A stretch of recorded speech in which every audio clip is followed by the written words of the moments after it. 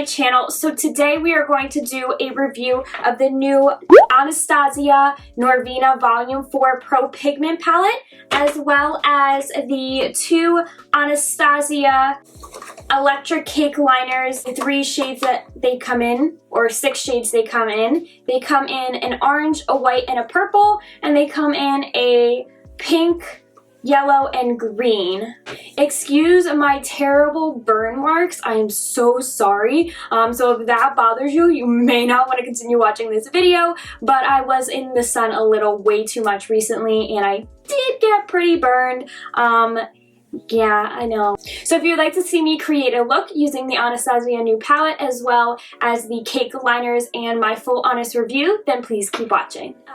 There's this palette. As you can see, I've already been playing around with them. So I'm going to prep my eyes today with the P. Louise base. This is in the shade 2. This is as close to my natural skin tone as possible. If you are not aware of the P. Louise brand, this is honestly the best eyeshadow base that I have ever used personally.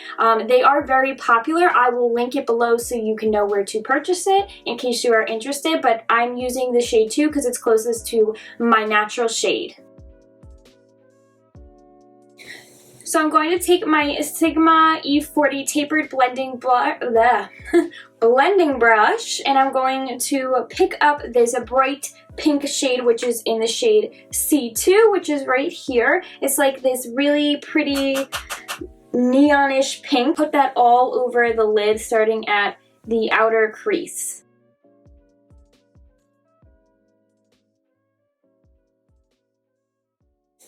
And I kind of winged it out on the sides, and I'm just going to blend it out. My brows are so rough, and I'm trying not to touch them because I live in New Jersey, and the salons are opening up in like a week or two, and I'm trying so hard not to keep plucking them any more than I already have and just wait for the salons to open. But it is so hard sitting here staring in this big mirror knowing that I have these little hairs on my eyelid. I'm now going to take the P. Louise base number 0. It is a white shade, and I'm going to cut my crease along where I already made that wing just to kind of clean it up so I can put a shadow on top. I'm going to use my Sigma E62 brush.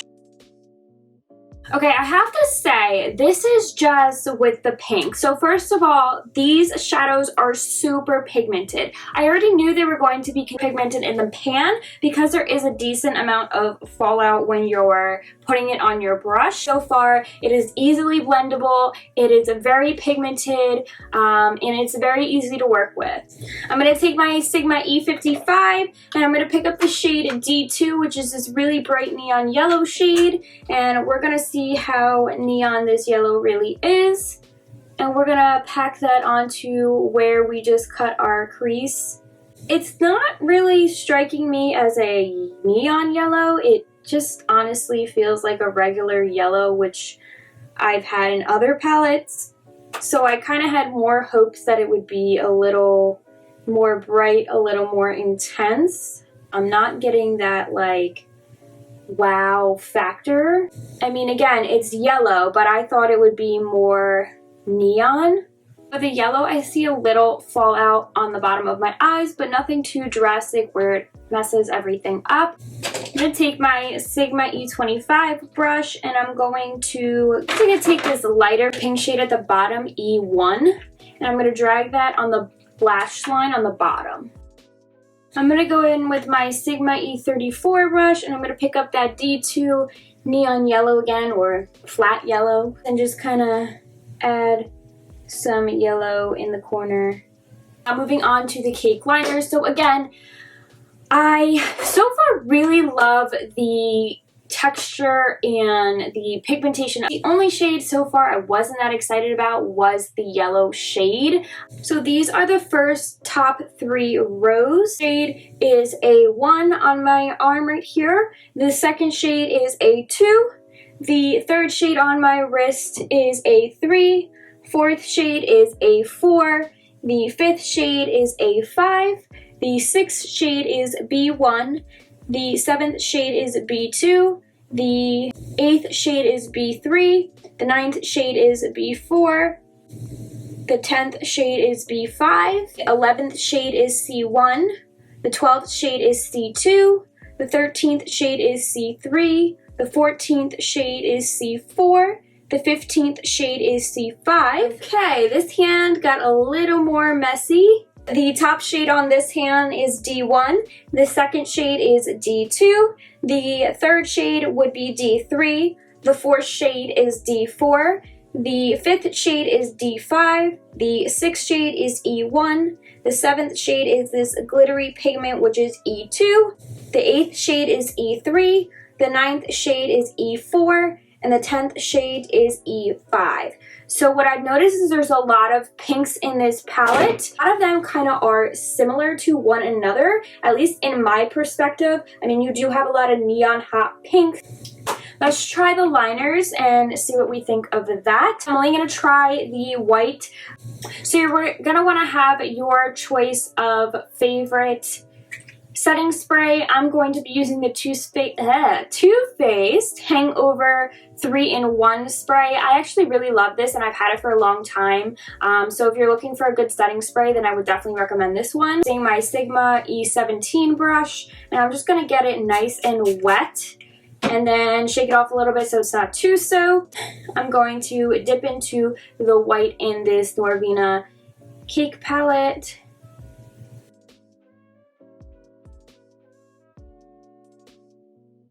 One thing I did notice is these liners cannot be too wet and they cannot be too dry. So that being said, this is my second time using it, and again, it's a little tough to work with. I wouldn't suggest it if you're like a beginner or more on the beginner side. Be very slow about it and not get too upset because it is, like I said, a little hard to work with. If it's too wet, it comes up a little chalky, and if it's too dry, you won't get any movement.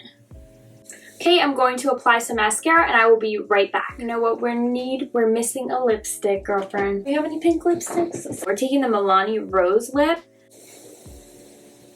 Okay, now we feel like we're put together. This is more of a nudish palette, so I will probably do a nude look using this palette as well, enough just so you can get the idea how to do both a neon look with this as well as a more nude, because that is kind of what the basis of this palette is for. So now I'm going to do a nude look with the Norvina palette and also add one of the cake liners as well. So without further ado, let's jump into it. So I'm going to take the shade B5, which is this dark brown shade right here in the palette. And I'm going to put that on my outer crease. I'm now going to take the shade B1, which is this light golden metallic shade, and put it all over the front of my lid. Okay, so my memory card is super full and it's actually a small SD card, so I actually have to invest in buying an SD card with more room on it, but I wanted to finish this video, so I'm going to do the rest of it on my phone. So if it's a little weird and a little choppy, sorry, but let's finish this. So I put the shadow all over my lid. I'm going to be using the shade B3 in this palette, which is right here along my lash line. Now we're going to go in with the cake liner. So let me get that out. I'm going to be using the purple, and I'm going to take my Morphe setting spray and spray it once. I'm going to dip my brush into it. Okay, so this is the final look. And using the cake liner is the third time now. I've actually gotten the hang of it. The best way to do it is to actually take your setting spray and spray it on the actual pan itself, and then dip your brush into it and work it out that way. It applies so much better and so much smoother and so much more pigmented. So again, guys, if you liked the first look or the second look, they're definitely easy to do. It just takes a little practice getting used to the liner. And I hope you guys like this video, and if you do, again, make sure you hit the subscription button as well as the bell icon, and I will see you all very soon.